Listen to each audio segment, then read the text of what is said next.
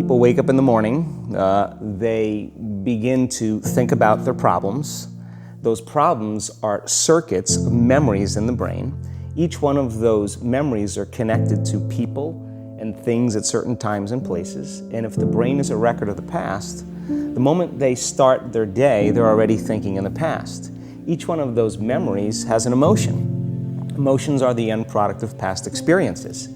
So the moment they recall those memories of their problems, they all of a sudden feel unhappy, they feel sad, they feel pain. Now, how you think and how you feel creates your state of being. So the person's entire state of being when they start their day is in the past.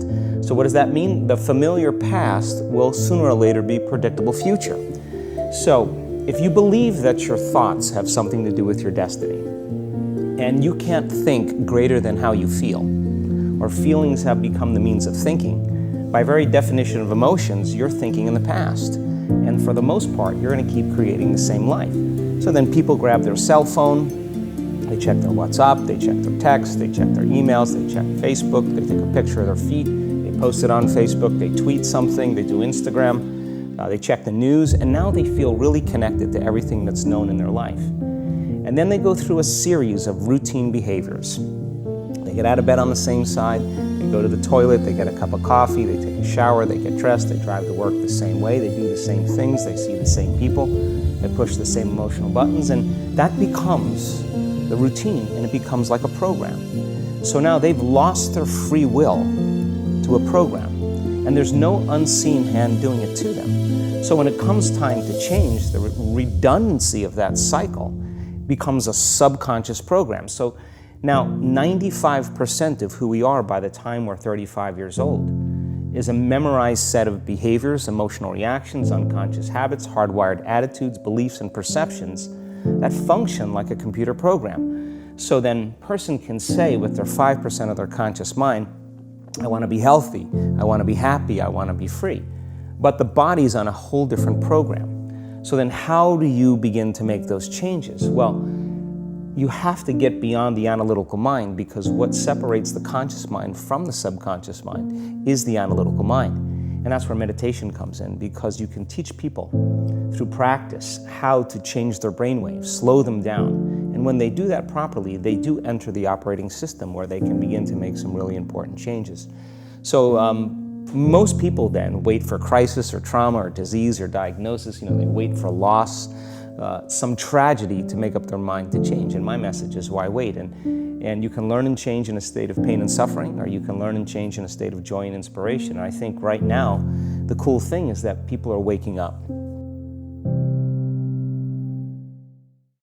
Turns out most people spend 70% of their life living in survival and living in stress. So they're always anticipating the worst case scenario based on a past experience. And they're literally, out of the infinite potentials in the quantum field, they're selecting the worst possible outcome, and they're beginning to emotionally embrace it with fear. And they're conditioning their body into a state of fear.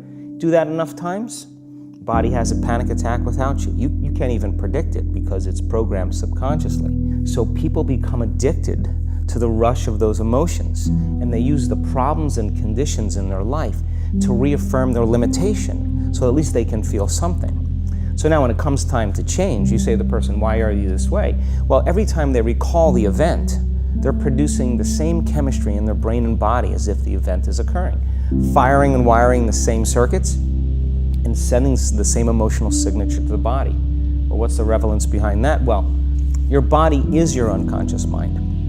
In a sense, if you're sitting down and you start thinking about some future worst case scenario that you're conjuring up in your mind, and you begin to feel the emotion of that event, your body doesn't know the difference between the event that's taking place in your world, outer world, and what you're creating by emotion or thought alone. So most people then, they're constantly reaffirming their emotional states.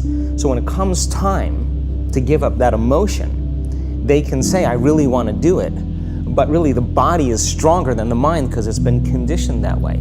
So the servant now has become the master, and the person all of a sudden, once they step into that unknown, they'd rather feel guilt and suffering because at least they can predict it.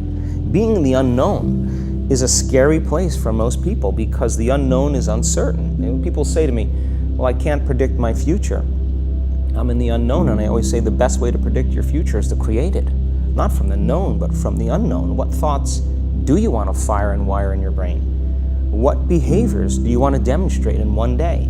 The act of rehearsing them mentally, closing your eyes, and rehearsing the action. By closing your eyes and mentally rehearsing some action, if you're truly present, the brain does not know the difference between what you're imaging and what you're experiencing in 3D world. So then you begin to install the neurological hardware in your brain to look like the event has already occurred. Now, your brain is no longer a record of the past. Now it's a map to the future. And if you keep doing it, priming it that way, the hardware becomes a software program. And who knows, you just may start acting like a happy person. And then I think the hardest part is to teach our body emotionally what the future will feel like ahead of the actual experience.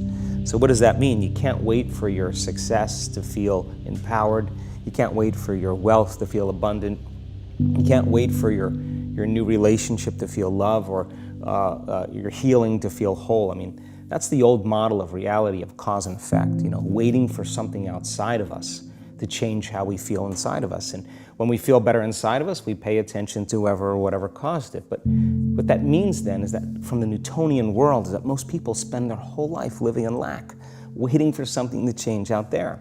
The Newtonian world is all about the predictable. It's all about predicting a future. But the quantum model of reality is about causing an effect. The moment you start feeling abundant and worthy, you are generating wealth. The moment you're empowered and feel it, you're beginning to step towards your success. The moment you start feeling whole, your healing begins. And when you love yourself and you love all of life, you'll create an equal. And now you're causing an effect. And I think that's the difference between living as a victim in your world, saying, I am this way because of this person or that thing or this experience. They made me think and feel this way. When you switch that around, you become a creator of your world, and you start saying, my thinking and my feeling is changing an outcome in my life. And now that's a whole different game, and we start believing more that we're creators of reality. And most people, when they have a thought, they just think that that's the truth. And I think one of my greatest realizations in my own journey was, just because you have a thought doesn't necessarily mean it's true. So if you think 60 to 70,000 thoughts in one day, and we do, and 90% of those thoughts are the same thoughts as the day before, and you believe that your thoughts have something to do with your destiny, your life's not going to change very much, because the same thought leads to the same choice leads to the same behavior creates the same experience, and the same experience produces the same emotion. And so then the act of becoming conscious of this process to begin to become more aware of how you think, how you act, and how you feel. It's called metacognition. And so then, why is that important? Because the more conscious you become of those unconscious states of mind and body, the less likely you're going to go unconscious during the day. And that thought is not going to slip by your awareness unchecked, because it means to know thyself. The word meditation means to become familiar with. So as you become familiar with the thoughts, the behaviors, and the emotions of the old self, you're retiring that old self. As you fire and wire new thoughts and condition the body into a new emotional state, if you do that enough times, it'll begin to become familiar to you. So it's so important, just like a garden. If you're planting a garden, you got to get rid of the weeds. You got to take the plants from the past year and you got to pull them out. The rocks that sift to the top that are like our emotional blocks, they have to be removed. The soil has to be tenderized and broken down. We have to make room to plant a new garden. So primarily, we learn the most about ourselves and others when we're uncomfortable. Because the moment you move into that uncomfortable state, normally a program jumps in. When that program jumps in, it's because the person doesn't want to be in the present moment and engage it consciously. If you're not being defined by a vision of the future, then you're left with the old memories of the past, and you will be predictable in your life. And if you wake up in the morning and you're not being defined by a vision of the future, as you see the same people and you go to the same places and you do the exact same thing at the exact same time, it's no longer that your personality is creating your personal reality. Now your personal reality is affecting or creating your personality. Your environment is really controlling how you think and feel unconsciously, because every person, everything, every place, every experience has a neurological network in your brain. Every experience that you have with every person produces an emotion. So some people will use their boss to reaffirm their addiction to judgment. They'll use their enemy to reaffirm their addiction to hatred. They'll use their friends to reaffirm their addiction to suffering. So now they need the outer world to feel something. So to change then is to be greater than your environment, to be greater than the conditions in your world, and the environment is that seductive. So then, why is meditation the tool? Well, let's sit down, let's close our eyes, let's disconnect from your outer environment. So if you're seeing less things, there's less stimulation going to your brain. If you're playing soft music or you have earplugs in, less sensory information coming to your brain, so you're disconnecting from your environment. If you can sit your body down and tell it to stay like an animal, stay right here. I'm going to feed you when we're done. You can get up and check your emails, you can do all your texts, but right now, you're going to sit there and obey me. So then, when you do that properly, and you're not eating anything or smelling anything or tasting anything, you're not up experiencing and feeling anything, you would have to agree with me that you're being defined by a thought, right?